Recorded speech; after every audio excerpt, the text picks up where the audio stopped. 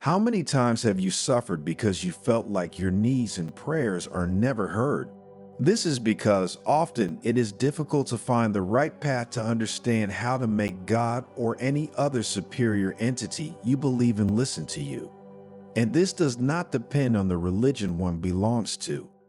Getting what we want has to do with knowing how to ask the universe, and in the right way, for what we need. But to get to this, it is not enough just to ask. The importance of asking the question correctly can prove fundamental in ensuring that the universe listens to our needs. Thanks to the Zen story in this video, you will learn to communicate your needs to the universe correctly. So stay until the end because you will have the answers you have always been looking for. But before continuing, subscribe to the channel and activate notifications to stay updated when we publish new content for your spiritual growth. In a remote Japanese monastery where the smell of cherry blossoms mixed with the sound of the river, resided the wise monk Heizo, renowned for his wisdom and his understanding of existence. One day, Heizo's students gathered to listen to one of his unforgettable teachings on the art of interacting with the universe. Beginning his lesson, the old monk recounted a time in his life when he struggled with pessimistic thoughts, resulting in a cycle of never-ending bad luck.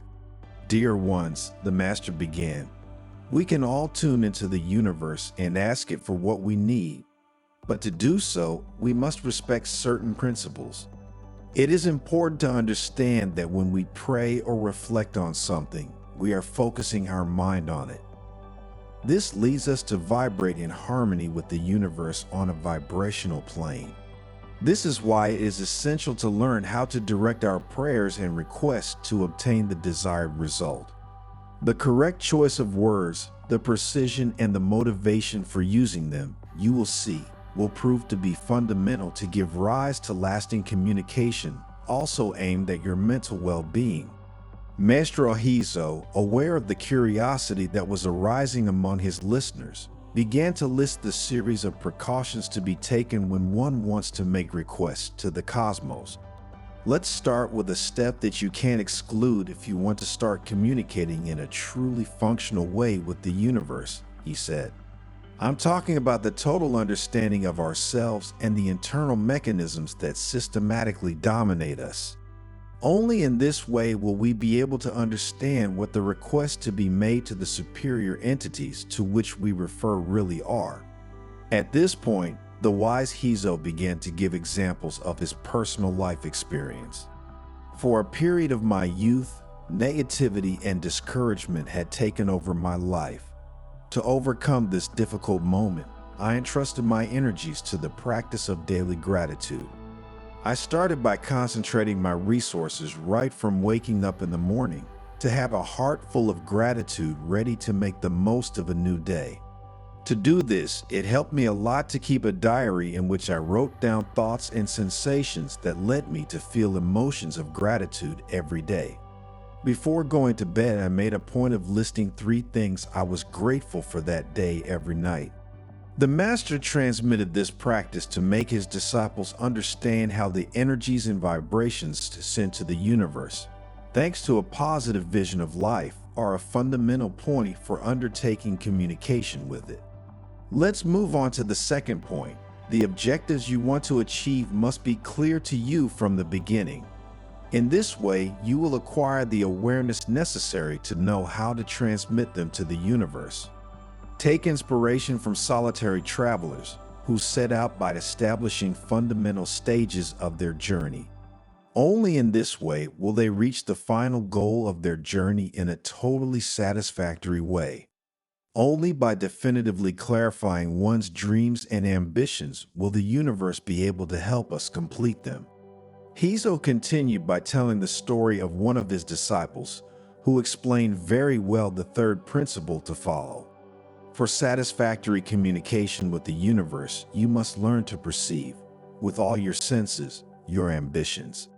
Just like the disciple hero did, who, heartbroken by a difficult period, found the strength to visualize his dreams and commit himself to completing them.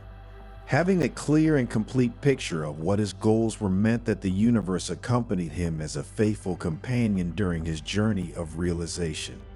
If you can focus your aspirations in a concrete way, it will be easier for the universe to listen to your requests. In this regard, I would also like to remind you of the importance of another indispensable skill to cultivate: patience. The cosmos has well delineated its timeline, which must be respected and understood. This is why it is essential to trust the process, promoting the emotional balance developed by emotional intelligence within each of us. Having reached the end of his explanations, Heizo invited the monks to follow him outside, to end that day in a truly special way thanks to the lantern ritual. By lighting these lanterns, he said, we will send a clear message to the universe. Each of us has 3 lanterns to light. The first, precisely, to reveal the desire to search for clear intentions within oneself. The second to symbolize the visualization of your dreams, and the third to show your gratitude.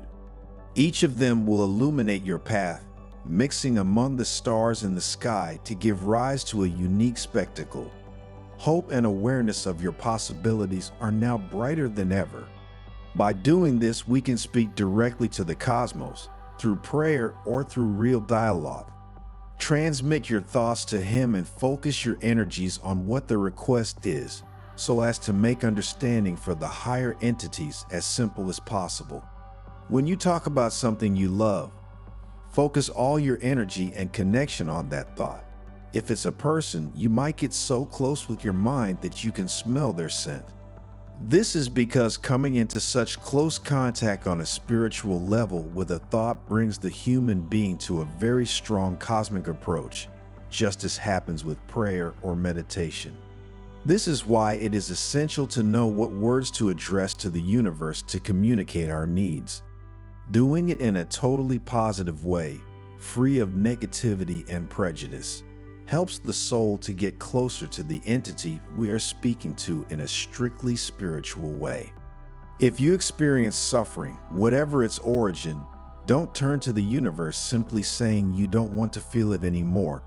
This negative approach will send back a series of negative vibes that won't help you. Use a more positive formula, such as a request for serenity and mental and physical well-being.